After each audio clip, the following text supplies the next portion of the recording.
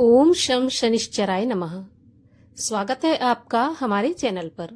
आज के इस वीडियो में आप सुनेंगे शनिवार व्रत की कथा एवं उसके साथ ही आप सुनेंगे शनि चालीसा का पाठ।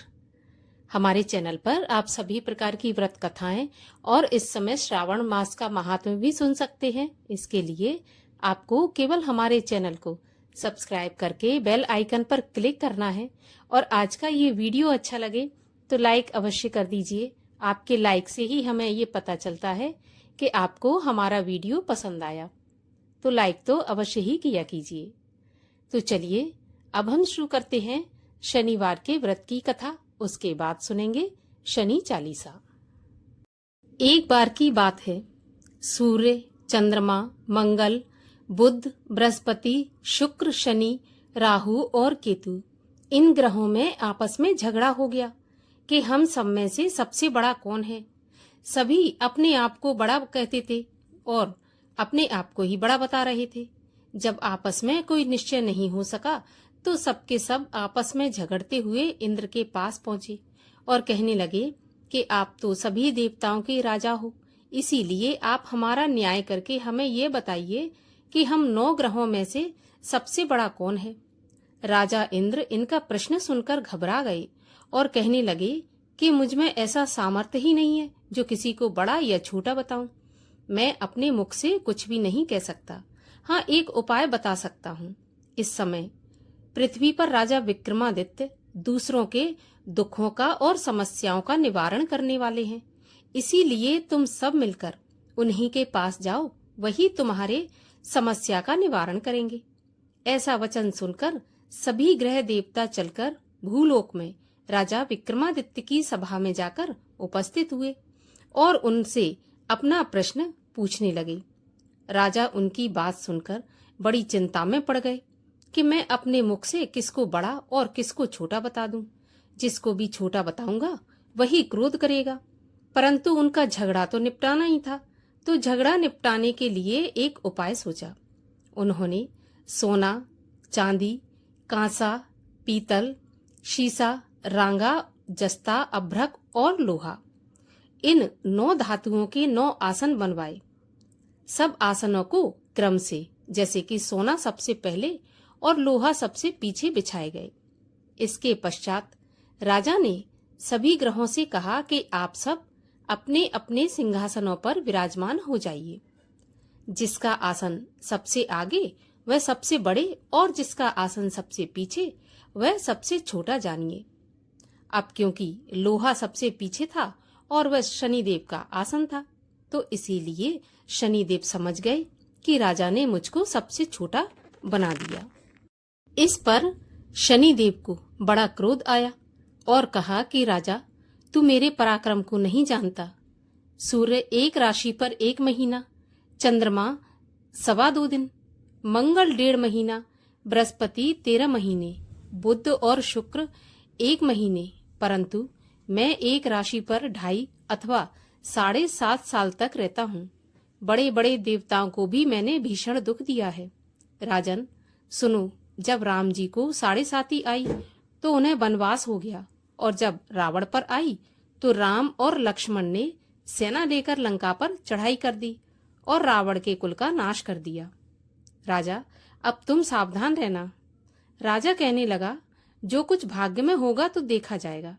उसके बाद अन्य ग्रह तो प्रसन्नता के साथ चले गए, परंतु शनिदेव बड़े क्रोध के साथ वहां से सिधारे। कुछ समय व्यतीत हो जाने पर जब राजा को शनि की 7.5 की दशा आई तो शनिदेव घोड़ों के सौदागर बनकर अनेक सुंदर घोड़ों के साथ राजा की राजधानी में आए। जब राजा ने सौदागर के आने की खबर सुनी तो अश्वपाल को अच्छे अच्छे घोड़े खरीदने की आज्ञा दी। अश्वपाल ऐसी अच्छी नस्ल के घोड़े देखकर और उनका मूल्य सुनकर आश्चर्यचकित हो गया और तुरंत ही राजा को खबर दी। राजा उन घोड़ों को देखकर एक अच्छा सा घोड़ा चुनकर सवारी के लिए उस पर चढ़ा। राजा के घोड़े की पीठ पर चढ़ते ही घोड़ा जोर से भागा। घोड़ा बहुत दूर एक बड़े जंगल में जाकर राजा को छोड़कर गायब हो गया। इसके बाद राजा अकेला जंगल में भटकता फिरता रहा। कुछ देर के बाद राजा ने भूख और प्यास से दुखी होकर भटकते भटकते एक ग्वाले को देखा। ग्वाले ने राजा को प्यास से व्याकुल देखकर पानी पिलाया। राजा की उंगली में एक अंगूठी थी, सो राजा ने उसे निकालकर प्रसन्नता के साथ उस ग्वाले को दे दी और शहर की ओर चल दिया।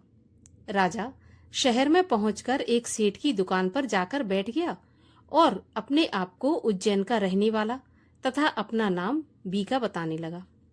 सेठ ने उसको कुलीन मनुष्य समझकर जल आदि पिलाया। भाग्यवश उस दिन सेठ की दुकान पर बिक्री बहुत अच्छी हो गई। तब सेठ उसको भाग्यवान पुरुष समझकर भोजन कराने के लिए अपने साथ ले गया। भोजन करते समय राजा ने आश्चर्य की एक बात देखी कि खूंटी पर हार लटक रहा है और वह खूंटी उस हार को निगल रही है। भोजन के पश्चात कमरे में आने पर जब सेठ को कमरे में हार नहीं मिला तो सबने यही निश्चय किया कि सिवाय बीका के यहाँ पर कोई आया नहीं, तो हार भी बीका ने ही चुराया होगा। परंतु जब बीका से हार के बारे में पूछा तो उसने स्पष्ट मना कर दिया। इस पर 5-7 आदमी इकट्ठे होकर उसको फौजदार के पास ले गए। फौजदार ने उसको राजा के सामने उपस्थित कर दिया और कहा कि ये आदमी भला तो प्रतीत होता है, चोर मालूम तो नहीं होता, परंतु सेठ का कहना है कि इसके सिवाय और कोई घर में आया ही नहीं, अवश्य ही इसी ने चोरी की है। तब राजा ने आज्ञा दी कि इसके हाथ पैर काटकर चौरंगिया किया जाए। राजा की आज्ञा का तुरंत पालन किया गया और बीका के हाथ पैर काट दिए गए। इस प्रकार कुछ काल व्यतीत होने पर एक तेली उसको अपने घर ले आया और कोलू पर उसको बैठा दिया। बीका उस पर बैठा हुआ जुबान से बैल हाँकता रहा। तब तक शनिदेव की दशा समाप्त हो गई और एक रात को वर्षा ऋतु के समय वह मल्हार राग गाने लगा। उसका गाना सुनकर उस शहर के राजा की कन्या उस राग पर मोहित हो गई और दासी को खबर लेने को भेजा कि शहर में ये कौन गा रहा है। दासी सारे शहर में फिरती फिरती क्या देखती है कि एक तेली के घर में चौरंगिया ये राग गा रहा है। दासी ने महल में आकर राजकुमारी को सारा वृत्तांत सुना दिया। बस उसी क्षण राजकुमारी ने अपने मन में ये प्रण कर लिया कि चाहे कुछ भी हो जाए, मैं इस चौरंगिया के साथ ही विवाह करूंगी। प्रातःकाल होते ही जब दासी ने राजकुमारी को जगाना चाहा तो राजकुमारी अनशन व्रत लेकर पड़ी रही। तब दासी ने रानी के पास जाकर राजकुमारी के ना उठने का सारा वृत्तांत कहा। रानी ने तुरंत ही वहां पर आकर राजकुमारी को जगाया और उसके दुख का कारण पूछा। तो राजकुमारी ने कहा कि माताजी, मैंने ये प्रण कर लिया है कि तेली के घर में जो चौरंगिया है मैं उसी के साथ विवाह करूंगी। माता ने कहा, ये कैसी बात कर रही है, तेरा विवाह किसी देश के राजा के साथ किया जाएगा। कन्या कहने लगी कि माताजी, मैं अपना प्रण नहीं तोड़ूंगी। माता ने चिंतित होकर यह बात राजा को बताई। जब महाराज ने भी आकर ये समझाया कि मैं अभी देश देशांतर में अपने दूत भेजकर सुयोग्य, रूपवान एवं बड़े से बड़े गुणी राजकुमार के साथ तुम्हारा विवाह करूंगा, ऐसी बात तुमको कभी नहीं सोचनी चाहिए। परंतु कन्या बोली, पिताजी, मैं अपने प्राण त्याग दूंगी, लेकिन किसी दूसरे से विवाह नहीं करूंगी। इतना सुनकर राजा ने क्रोध से कहा कि यदि तेरे भाग्य में ऐसा ही लिखा है तो जैसी तेरी इच्छा हो वैसा ही कर। राजा ने तेली को बुलाकर कहा कि तेरे घर में जो चौरंगिया है उसके साथ मैं अपनी कन्या का विवाह करना चाहता हूँ। तेली ने कहा कि यह कैसे हो सकता है, कहाँ आप हमारे राजा और कहाँ मैं एक नीच तेली। परंतु राजा ने कहा कि भाग्य के लिखे को कोई नहीं टाल सकता, अपने घर जाकर विवाह की तैयारी करो। राजा ने उसी समय तोरण, बंधनवार इत्यादि लगवाकर अपनी राजकुमारी का विवाह चौरंगिया बना विक्रमादित्य के साथ कर दिया।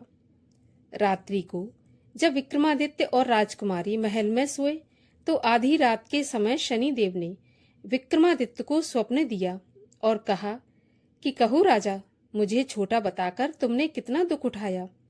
तब राजा ने क्षमा मांगी तो शनिदेव ने प्रसन्न होकर विक्रमादित्य को हाथ पैर वापस दे दिए। तब राजा ने कहा, महाराज, मेरी प्रार्थना स्वीकार करें कि जैसा दुख आपने मुझे दिया ऐसा किसी और को ना दें। तब शनिदेव ने कहा कि तुम्हारी यह प्रार्थना स्वीकार है। जो भी मनुष्य मेरी कथा सुनेगा या कहेगा उसको मेरी दशा में कभी किसी प्रकार का दुख नहीं होगा, और जो नित्य ही मेरा ध्यान करेगा या चींटियों को आटा डालेगा उसके सभी मनोरथ पूर्ण होंगे। इतना कहकर शनिदेव अपने धाम को चले गए। राजकुमारी की आंख खुली और उसने राजा के हाथ पांव सलामत देखे तो उसको बड़ा ही आश्चर्य हुआ। उसको देखकर राजा ने अपना समस्त हाल कहा कि मैं उज्जैन का राजा विक्रमादित्य हूँ। ये बात सुनकर राजकुमारी तो अत्यंत प्रसन्न हुई। प्रातःकाल राजकुमारी से उसकी सखियों ने पूछा तो उसने अपने पति का सारा वृत्तांत कह सुनाया। तब सबने प्रसन्नता प्रकट की और कहा कि ईश्वर ने आपकी मनोकामना पूर्ण कर दी। जब उस सेठ ने यह बात सुनी तो वह विक्रमादित्य के पास आया और राजा विक्रमादित्य के पैरों पर गिरकर क्षमा मांगने लगा कि आप पर मैंने चोरी का झूठा आरोप लगाया, अतः आप मुझको जो चाहें दंड दें। राजा ने कहा कि मुझ पर शनिदेव का कोप था, इसी कारण यह सब दुख मुझको प्राप्त हुआ है। इसमें तुम्हारा कोई दोष नहीं है। तुम अपने घर जाकर अपना कार्य करो। सेठ बोला कि मुझे तभी शांति होगी जब आप मेरे घर चलकर प्रेम पूर्वक भोजन करेंगे। राजा ने कहा कि ठीक है, जैसी आपकी इच्छा हो। सेठ ने अपने घर जाकर अनेक प्रकार के सुंदर भोजन बनवाए और राजा विक्रमादित्य को प्रीति भोज दिया। जिस समय विक्रमादित्य भोजन कर रहे थे, एक अत्यंत आश्चर्य की बात सबको दिखाई दी कि जो खूंटी पहले हार निगल रही थी, अब वह हार उगल रही है। जब भोजन समाप्त हो गया तो सेठ ने हाथ जोड़कर बहुत सी मोहरें राजा को भेंट की और कहा कि मेरे श्री कंवर नाम की एक कन्या है, आप उसका पाणी ग्रहण करें। इसके बाद सेठ ने अपनी कन्या का विवाह राजा के साथ संपन्न करा दिया और बहुत सा दान दहेज आदि दिया। इस प्रकार कुछ दिनों तक वहां निवास करने के पश्चात विक्रमादित्य ने शहर के राजा से कहा कि अब मेरी उज्जैन जाने की इच्छा है।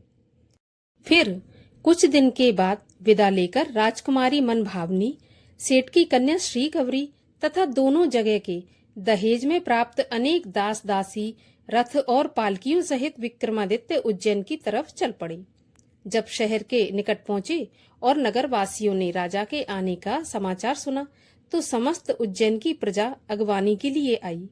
तब बड़ी प्रसन्नता से राजा अपने महल में पधारे। सारे शहर में बड़ा भारी महोत्सव मनाया गया और रात्रि को दीपमाला की गई। दूसरे दिन राजा ने शहर में यह सूचना कराई कि शनि देवता सभी ग्रहों में सबसे ऊपर हैं। मैंने इनको छोटा बताया, इसी से मुझे यह दुख प्राप्त हुआ। इस कारण सारे शहर में सदा शनिदेव की पूजा और कथा होने लगी। राजा और प्रजा अनेक प्रकार के सुख भोगती रही। जो भी कोई शनिदेव की इस कथा को पढ़ता या सुनता है, शनिदेव की कृपा से उसके सभी दुख दूर हो जाते हैं। शनिवार की कथा व्रत के दिन अवश्य पढ़नी चाहिए या सुननी चाहिए। बोलिए शनिदेव महाराज की जय। शनि चालीसा। जय गणेश गिरजा सुवन, मंगल करन कृपाल, दीनन के दुख दूर करे, कीजय नाथ निहाल। जय जय श्री शनिदेव प्रभु, सुनहु विनय महाराज, करहु कृपा हे रवि तनय, राखहु जन की लाज।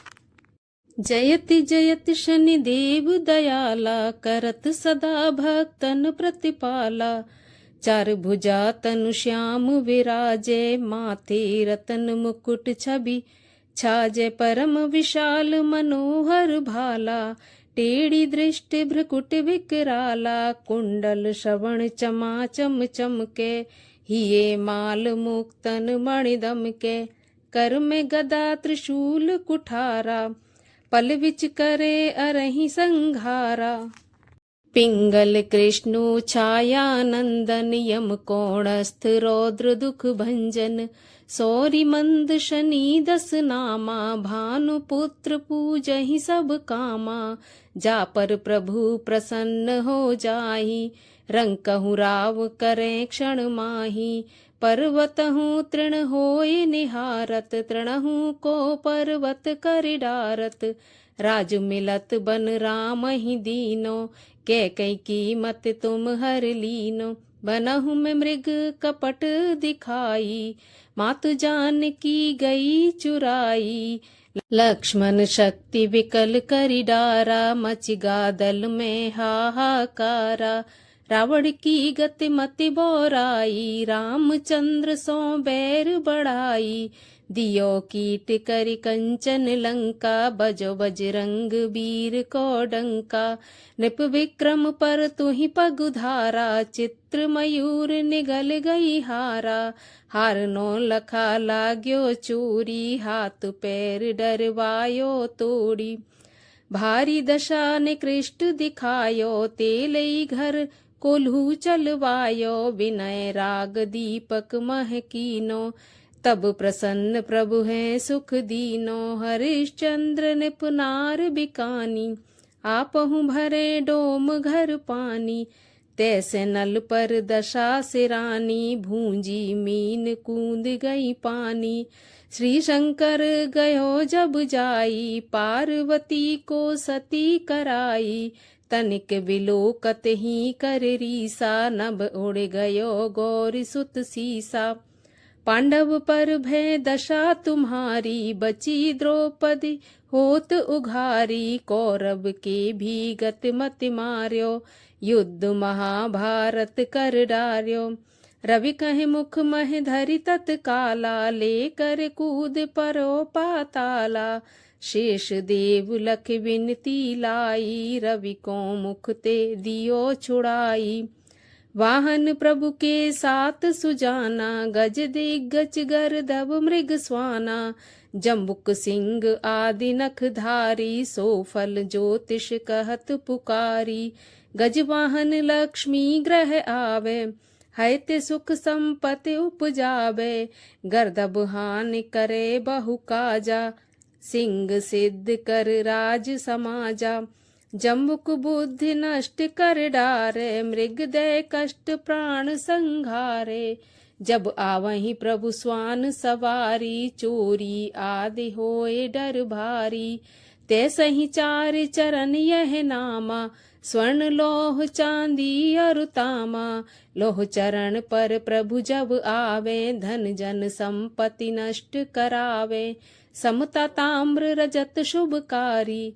स्वर्ण सर्व सुख मंगलकारी जो यह शनि चरित्र नित गावे कबहु न दशा निकृष्ट सतावे अद्भुत नाथ दिखावे लीला करे शत्रु के नश बल ढीला जो पंडित सुयोग बुलाए विधिवत शनि ग्रह शांत कराए पीपल जल शनि दिवस चढ़ावत दीप दान दे बहु सुख पावत कहत राम सुंदर प्रभु दासा शनि सुमिरत सुख होत प्रकाशा पाठ शनिश्चर देव को कीनो भक्त तैयार करत पाठ 40 दिन हो भव सागर पार हो भव सागर पार।